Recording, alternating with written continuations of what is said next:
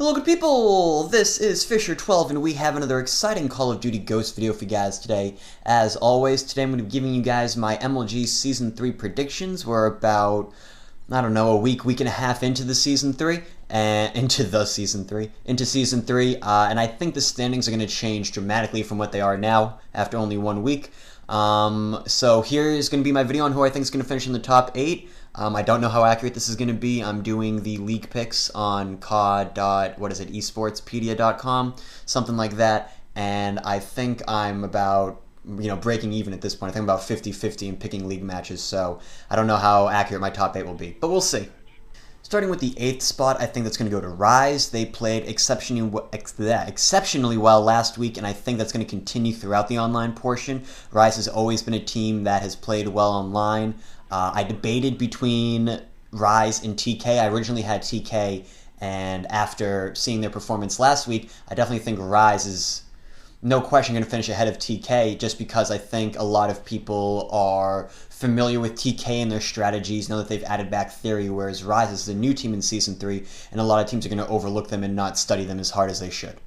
And coming in at number 7 is going to be Curse Gaming. They had a really good showing at Anaheim, but other than their good showing at Anaheim, they didn't really play that well all of Season 2. I mean, they do live in a team house, but I'm still not convinced that they are a top 5 team. I think most of Season 2 they were behind, or when they were Curse Black rather, they were behind Curse Orange, which is no longer a team, and it was just the fact that Curse Orange didn't make it into Season 3 with their poor placing at Anaheim that they got dropped, in Curse Black, stayed in it when it counts.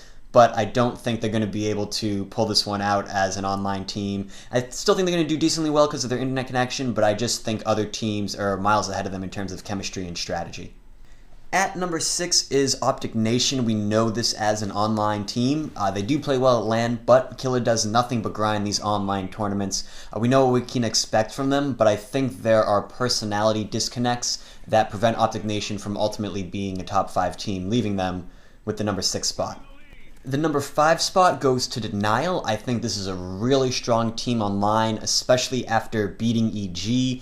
I thought they were going to be a bad team, and they still could turn out to be, just a half-decent team, but I think the slaying power is there to get them through their online matches. And I think Zuma and Study are 2 of the hungriest players in the game right now, and the only thing I see holding them back is maybe some sort of issue with Saints, but as long as he, stays on the grind and is committed to the team and he brings his AR slaying power, I think Denial is going to go really far in Season 3. At number 4, we have FaZe. They consistently play well during the Sunday 2Ks. They're always in the finals or the semifinals. They have a lot of slaying power, which I think is probably more important than it is ever now for a competitive team in order to be successful. And I think they're going to rock most teams like they have been before, and like they'll continue to do so with Parasite, even though oftentimes when I see them play, I just see them yell at each other and get in each other's cases, but I think they'll be able to work through that for the ultimate good of the team, and I think they're going to finish in the 4th spot. I think they're going to finish easily in the top 5.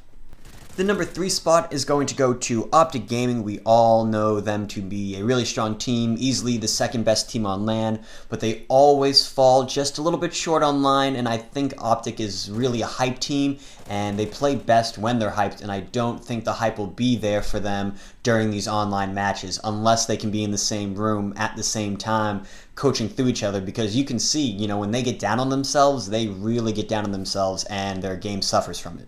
The number 2 spot is going to go to EG. I'm sure if I spent more time thinking about this, I might give them a lower spot, but they're too dominant for me to not think they're going to either be in 1st or 2nd.